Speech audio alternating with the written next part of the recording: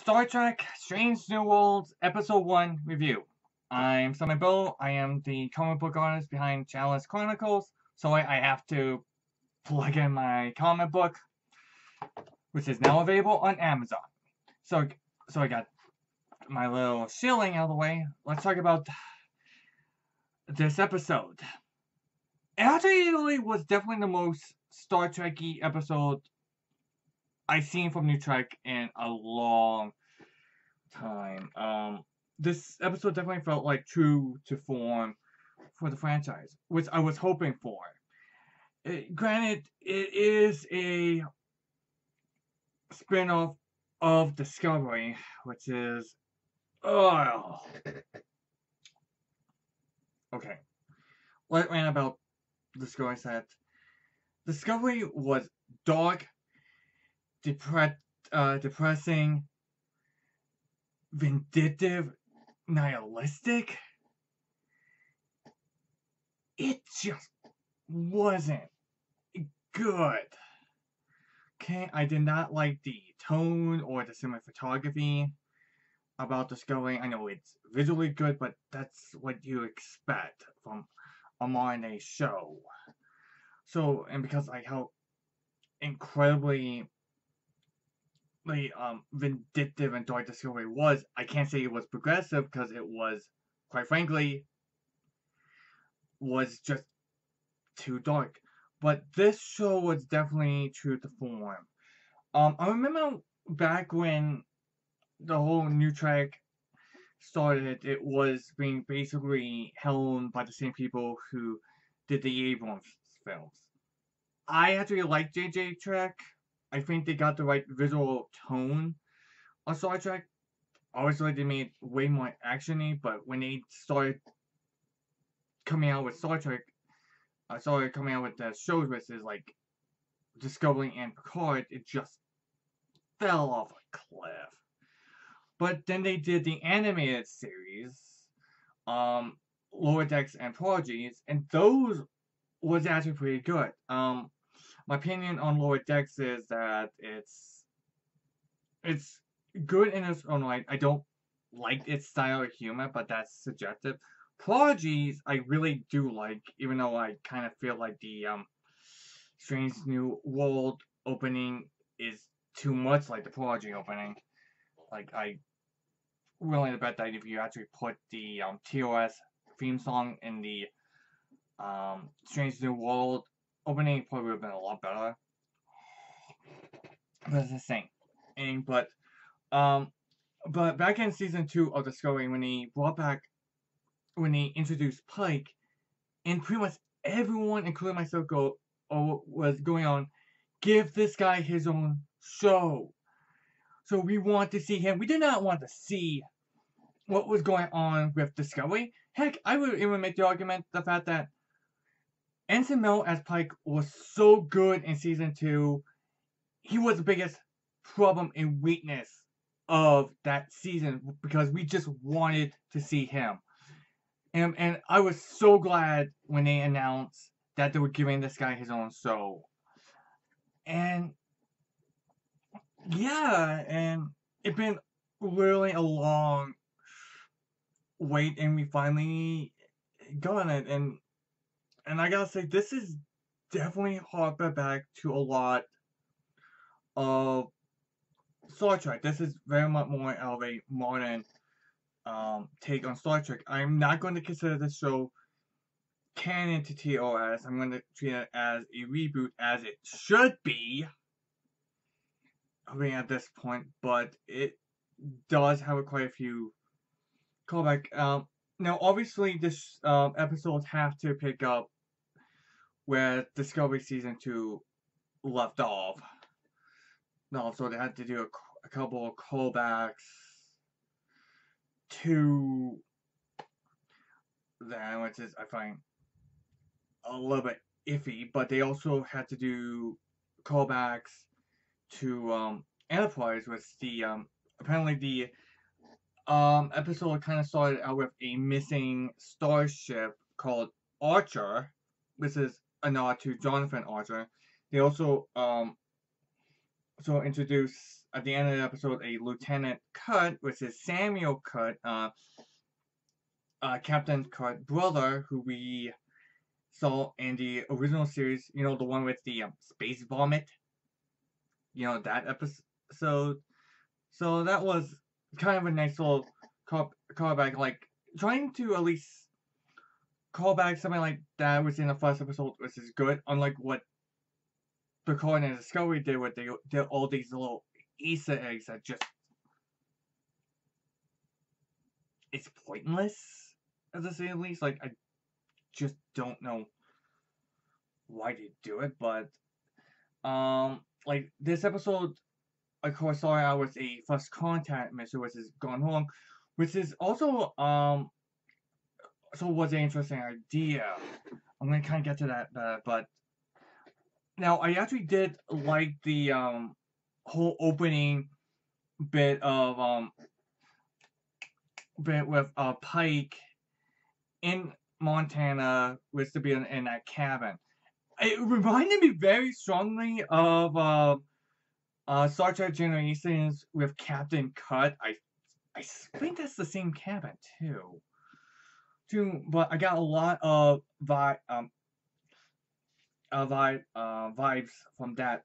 Of course, Captain Pike is being troubled with his vision of the future, which we all know what happens if we know anything about Pike.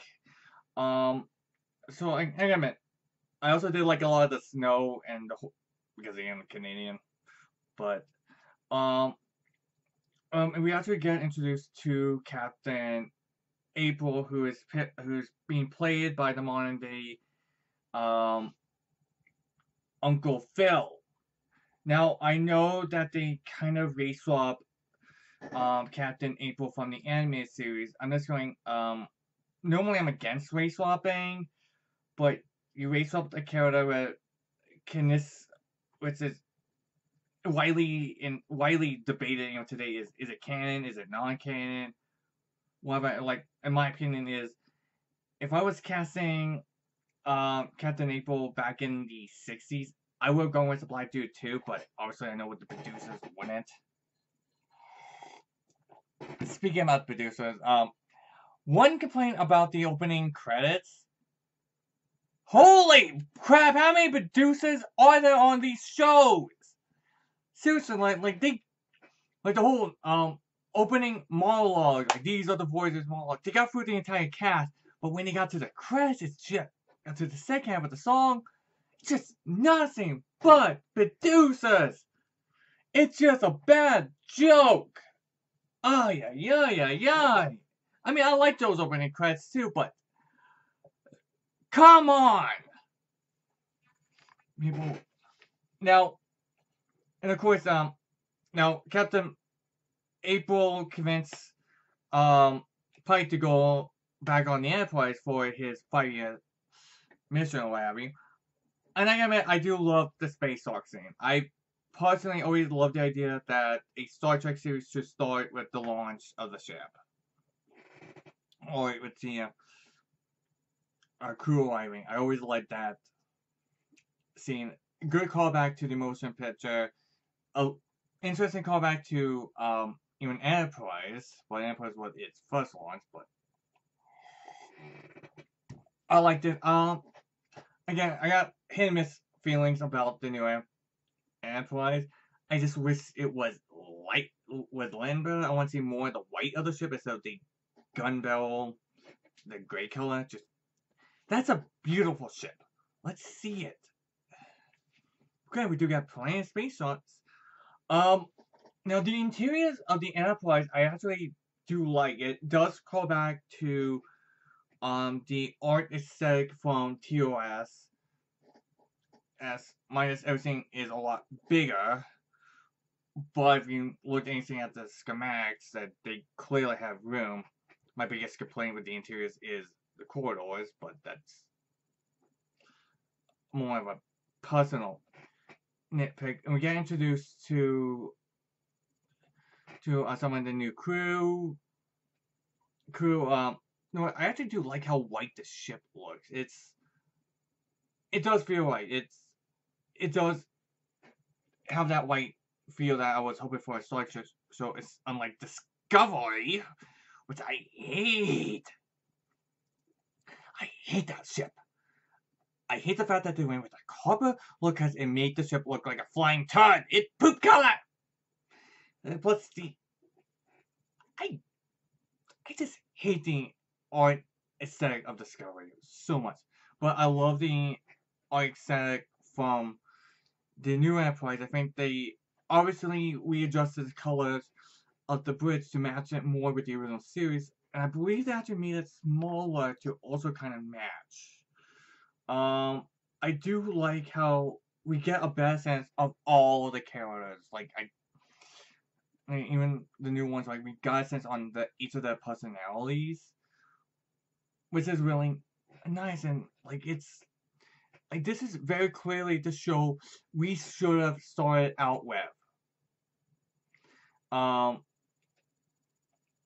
with like yeah, and I think my saying after come my another complaint about with Spark he referenced, but uh, yeah, but hopefully that'll be the last time.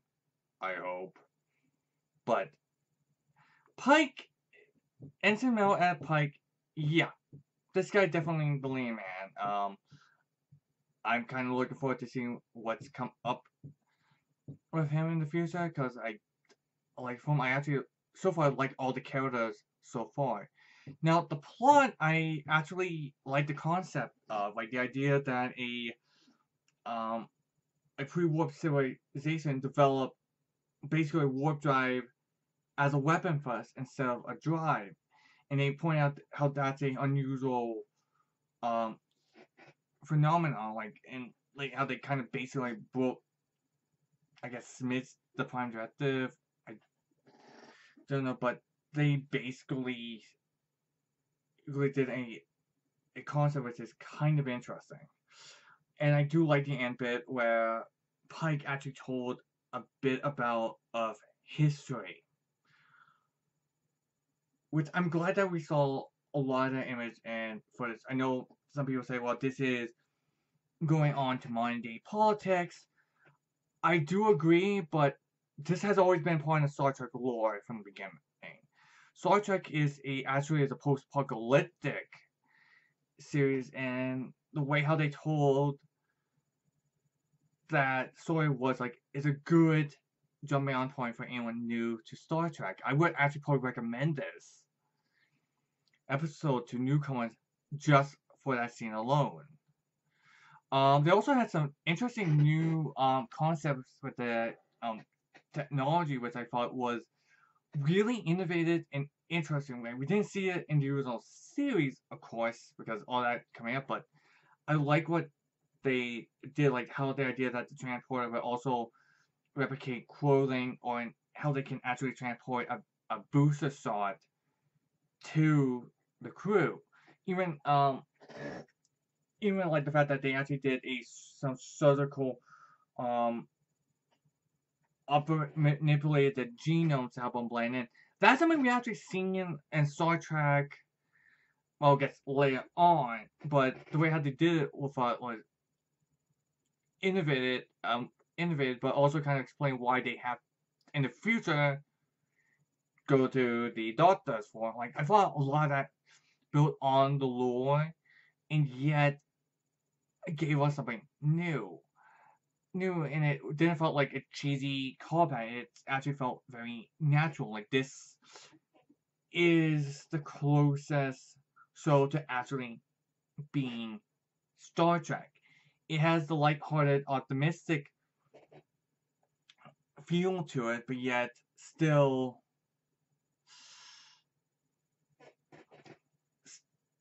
but yet, it still have some of those carry over. Like it's definitely the best Star Trek we've seen in a long time, unlike the other two.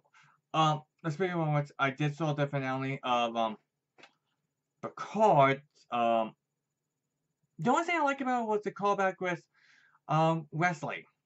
I wonder what they're gonna be doing anything with him in season 3 of Picard. If not, they could tie him into Strange New Worlds. I'd be fine with that. Plus, I think that actually gave Wesley closer. But overall, going back to this episode, it's a good, solid start for a Star Trek show.